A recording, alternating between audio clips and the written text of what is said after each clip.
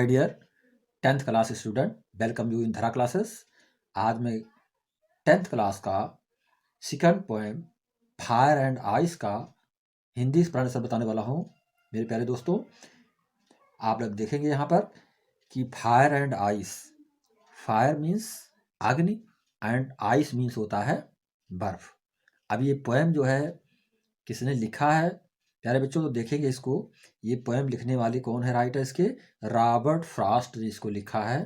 प्यारे बच्चों, तो ये ध्यान रखेंगे कि रॉबर्ट फ्रॉस्ट इसके रचनाकार हैं इस पोएम के। इन्होंने fire and ice, fire means अग्नि और आइस मीन्स बर्फ, ये टाइटल अपने पोएम की दी है, जिसमें इन्होंने बताने का प्रयास किया है प्यारे बच्चों कि फायर क्या है और आइस क्या है। इस फायर और आइस को एक सिंबलिक मान करके, सिंबलिक पॉइंट ऑफ व्यू से, प्रतीक मान करके इन्होंने मानव के जीवन को बताया है।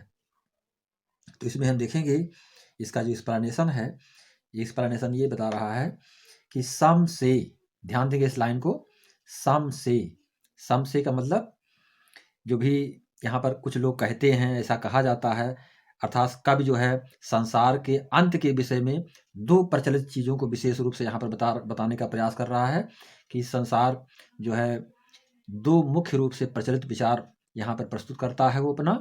तो यहाँ पर दो तरह से विचार संसार के सामने आ रहे हैं।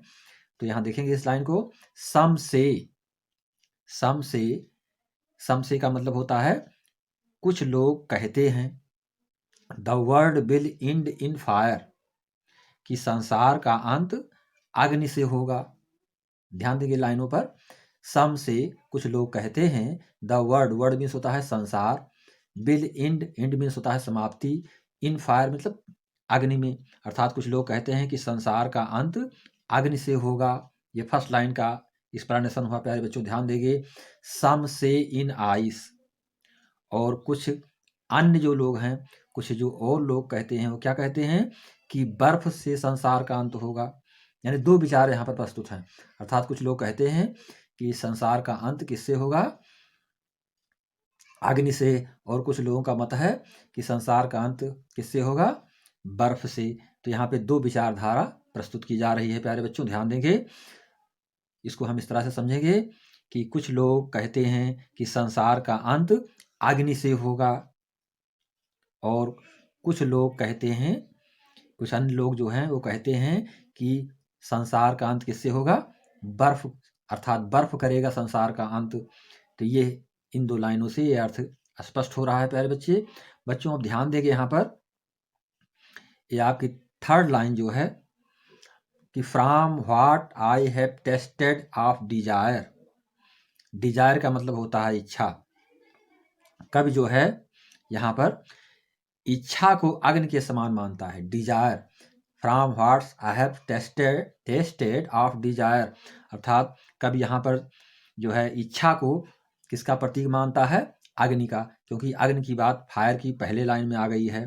तो इस थर्ड लाइन में हम देखेंगे from what's I have tasted of Dzire, यानी कवि यहाँ पर जो है इच्छा को अग्नि के समान मानता है, और वो कहता है, क्या कहता है कि I hold with those who favour fire, वो कहता है कि जो असीमित इच्छा अर्थात जो तृष्णा होती है वो संसार के अंत का कारण बनेगी। I hold with those who favour fire, अर्थात जो संसार की असीमित इच्छा है, डिजायर का मतलब होता है अनंत इच्छाएं, तो जो अनंत इच्छाएं होती हैं संसार की, वही जो है उसके अंत का कारण बन जाती हैं। पुनः इस लाइन को देखेंगे, पूरे स्टेंजा को पुनः देखेंगे प्यारे बच्चों। सम से the world will and in fire, कुछ लोगों का मत है, कुछ लोग कहते हैं कि संसार का अंत किससे होगा, अग्नि से होगा। सम से इन आइस, और कुछ अन्य कहते हैं कि बर्फ से संसार का अंत होगा, अर्थात संसार का अंत कौन करेगा, बर्फ करेगी। From what I have tasted of desire, desire का मतलब होता है इच्छा या तृष्णा। कभी यहाँ पर ये बताने का प्रयास करता है कि जो इच्छा है वो किसका प्रतीक माना है उसने, अग्नि के समान, अर्थात कभी इच्छा को अग्नि के समान मानता है, और वो कहता है कि जो असीमित इच्छा है, क्योंकि मानव की जो इच्छाएं होती हैं वो असीमित होती हैं, वो इच्छाओं का अंत ही नहीं होता है, एक इच्छा पूरी होती है तो दूसरी इच्छा हमारी उत्पन्न हो जाती है। तो यहाँ पर कवि बता रहा है कि कब की जो अग्नि के समान इच्छा को जो है किसके समान मानता है, अग्नि के समान मानता है। और वो कहता है कि जो हमारी असीमित इच्छा है, तृष्णा है, वो संसार के अंत का कारण बनेगी।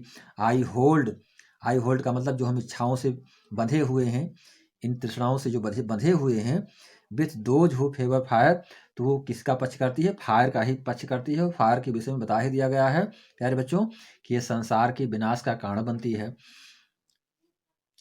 तो पुनः इस लाइन को दोहराएंगे, दोबारा इसको रिपीट करेंगे कि कुछ लोगों का कहना है कि संसार का अंत किससे होगा, अग्नि से, और कुछ अन्य का कहना है कि संसार का अंत किससे होगा, बर्फ से।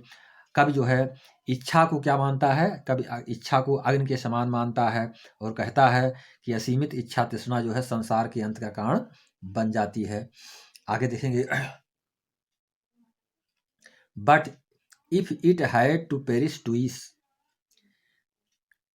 पेरिस का मतलब होता है प्यारे बच्चों कि बर्बाद हो जाना। But if it had to perish twice, परंतु जो है कवि ने इसके बारे में कहा कि जो तृष्णा है, जो इच्छा है, वो क्या कर देती है, हमको जो है अग्नि की प्रतीक है। तृष्णा इच्छा जो हमारी क्या है, ये अग्नि की प्रतीक है, जिसको हम संसार का अंत करेगी। ये क्या करेगी, इच्छा और तृष्णा हमारी जो है क्या, संसार का अंत करेगी। I think I know enough of hate. अब वो कहता है कि जो घृणा है, हेट का मतलब होता है घृणा, वो कहता है कि जो घृणा होती है व्यक्ति के अंदर, ईर्ष्या घृणा जो होती है, कि जो कि बर्फ का प्रतीक माना गया है कि I think I know enough of hate. Hate का मतलब होता है घृणा, किसका प्रतीक माना गया है, हेट। तो हेट घृणा का प्रतीक माना गया है, वो भी संसार के लिए उतना ही हानिकारक है। आगे देखेंगे, to say that for destruction. Destruction का मतलब होता है महान लॉस, महान नुकसान के लिए हम डिस्ट्रक्शन शब्द का प्रयोग करते हैं, जो विनाश का प्रतीक होता है। To say that for destruction ice, अर्थात जो इस संसार को उतना ही हानि पहुंचाता है जितना कि अग्नि पहुंचाती है। कौन, ये जो बर्फ है, आइस है। आगे देखेंगे, is also great and would suffix. Suffix का मतलब होता है बच्चों, सफिक्स का मतलब होता है पर्याय होना, पर्याप्त रूप से। तो पर्याप्त रूप से वो हम किस रूप में समझ सकते हैं कि तृष्णा की ही भांति जो है घृणा जो व्यक्ति के अंदर होती है, वो भी संसार को नष्ट कर सकती है। अर्थात इसमें दो चीजें बताई गई हैं प्यारे बच्चों, एक जो है फायर और दूसरी चीज है आइस। तो फायर को किसका प्रतीक माना गया है, फायर को जो है यहाँ पे कवि ने जो है फायर को एक जो है तरह से जो है अग्नि जो होती है उसको जो है अंत का प्रतीक, अंत करने वाला माना गया है, और बर्फ को भी संसार का अंत करने वाला माना गया है, दोनों को माना गया है। परंतु यहाँ पर कब कहता है कि जो अग्नि है वो किसका प्रतीक है, तृष्णा। तृष्णा मतलब लालच, लालच का प्रतीक क्या है, अग्नि। और बर्फ जो है किसका प्रतीक है, बर्फ जो है वो प्रतीक होता है घृणा का, यानी हेट। तो फायर और हेट दो चीजें यहाँ पर आई हुई हैं। ये फायर जो है तृष्णा का प्रतीक है, और हेट जो है वो किसका प्रतीक है, आइस का। तो हम इसको इस तरह से समझेंगे प्यारे बच्चों। पुनः इस लाइन को देखेंगे,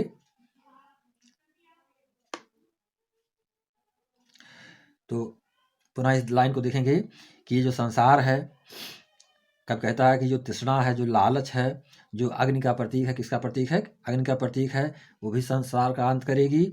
और जो वो कहता है कि जो घृणा है, जो कि बर्फ का प्रतीक है, हेट, वो बर्फ का प्रतीक है, वो भी क्या करता है, संसार का अंत ही करता है। तो तृष्णा की ही भांति जो घृणा होती है वो भी संसार का विनाश करती है। अर्थात बोथ कंडीशन यहाँ पर बताया गया है, दोनों स्थितियां, अर्थात जो प्रतीक के रूप में मानी गई हैं, एक सिंबल के रूप में मानी गई हैं, फायर एंड आइस, ये दोनों संसार को विनाश की ओर ले जाती हैं। और ये कहाँ पर होती हैं, किसके अंदर होती हैं प्यारे बच्चों, तो ये मानव के अंदर होती हैं, मनुष्य के अंदर ही ये चीजें होती हैं, जिसको कवि ने फायर और आइस के रूप में एक तरह से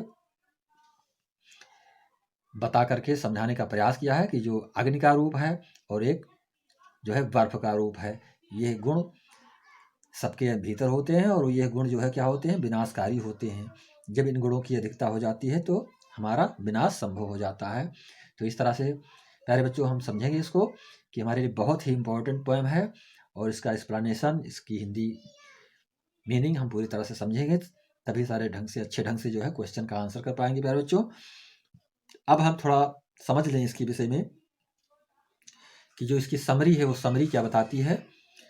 तो समरी के विषय में जानेंगे।